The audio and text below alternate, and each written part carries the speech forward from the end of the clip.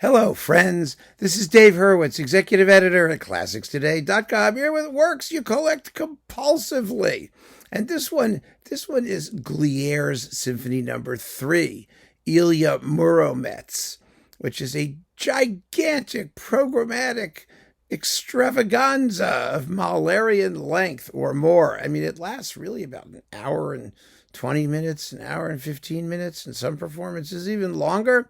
For years and years and years, this was kind of a myth, one of these legendary pieces, because it was only performed with pretty substantial cuts most of the time. Leopold Stokowski recorded it that way. Eugene Ormandy recorded that way, really with like half the thing missing. You just sliced and diced and, did what you wanted. And quite frankly, it didn't make that much difference because the piece is tremendously overwritten. I mean, it has just endless stretches of repetition, but it's beautiful, and it's romantic, and it's yummy, and it's full of Russian folksy stuff, and each movement has a program. And Ilya Muromets was one of those hero guys who gets petrified, turned to stone in the fourth movement. Then of course, after sitting through this whole operation for God knows how long, it has this endless quiet ending. I mean, it does everything a piece of romantic music does or should do to prove that romantic music is just hopeless formally. I mean, it's ridiculous. Absolutely ridiculous. Oh, but so much fun. It's a guilty pleasure. It really is. And I obsessively collected every single version that's out there. It's not that there have been that many. There really haven't. It was like I said, there was Stokowski, there was Ormandy if you were in the West. There was a Melodia one. I think it was with Boris Chaikin. Yeah, maybe Boris Chaikin. I'm not sure. I don't remember. I don't have it anymore. It was screechily recorded, and it wasn't quite complete either. And then finally on Unicorn Kanchana, Harold Farberman did it complete. Actually, it was like one of the very first, earliest digital recordings I think ever made of anything, and his tempos were glacial. It was on 2 discs. It took like over 90 minutes. It was just a snooze fest. So that was a problem. And then in sometime after that, there was a Marco Polo recording, which went completely unremarked with Donald Johanos and the Czecho-Slovak Radio Symphony Orchestra, which was later re-released on Naxos. And oh my goodness, it's marvelous and exciting. I mean, is it the best recording sonically? No. Is it the best orchestra in the universe? No. But it had a rawness, an edge, a visceral intensity that really sold the piece. Really, absolutely amazing. And then of course, the independent classical labels known for their repertoire adventurousness and sonics got into the act. And Chandos did it with Edward Downes of the BBC Philharmonic, and that was a beautifully recorded, but rather milquetoasty performance. I mean, it's just not thrilling, as thrilling as it should be. It was big and colorful, and everyone loved it. The British critics loved it, particularly, of course. But then it wasn't as exciting as the Johanos on Naxos, but it sounded better. So that became kind of the reference for a while, shortly, briefly. And then Leon Botstein did it for reasons I have no idea, but he did it pretty well. Except, as usual with Botstein, the climaxes were underplayed. He did it for Telarc, and that was exciting and nice to have. And then finally, and most recently, JoAnn Falletta with the Buffalo Philharmonic did it. And wonderfully. I mean, it's the one for now, anyway.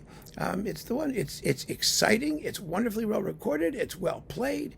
It marries the voluptuousness of the Downes recording with the excitement of the Johanos recording.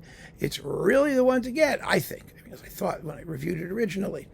But the fun thing about collecting a piece like Ilya Muromets is that when it's not recorded that frequently, you can get all of them.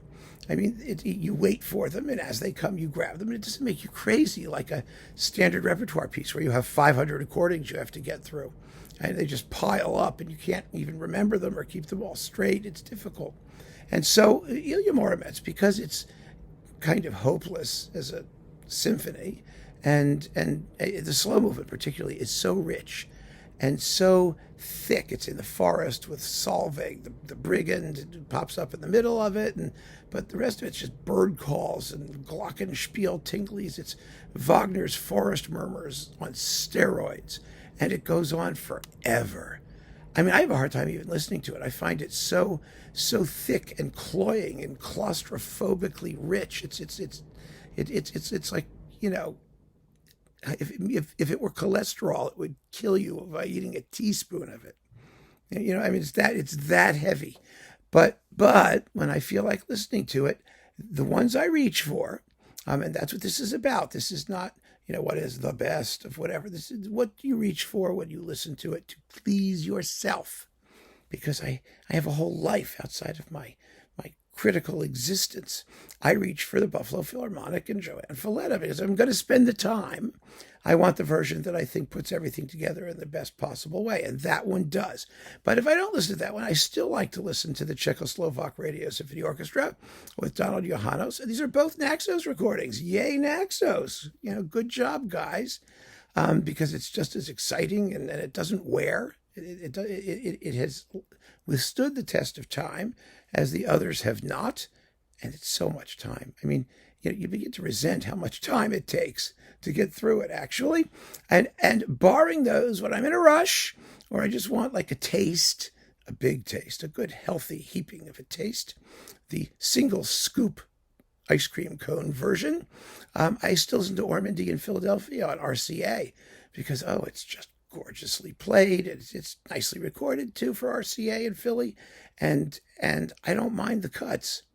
In fact, they give me a certain satisfaction. I feel a certain Schadenfreude when I listen to the cut version. It's not like Rachmaninoff 2 where you feel, you really should listen to the whole thing. Nah, I feel no obligation to listen to the whole thing when it comes to Ilya Muromets. Take as much as you want, as little or as much as you can endure, and it's enjoyable. It's enjoyable. Not a profound experience, but a fun one once in a while. So those are my picks. There's only 3. I would go up to 5, but I'm just not going to make a list for the sake of making a list. These are the recordings that I actually feel like listening to. Of course, I own most of the others or all of the others, except for that Melodia one, which I don't remember what happened to. It was on LP. I don't know if it ever came out on CD. But the others I had at one point or another, and life is too short. So those are my picks, my 3 top picks. I'd be curious to know what yours are, and we can take it from there. So keep on listening, friends. Thanks for joining me. Take care.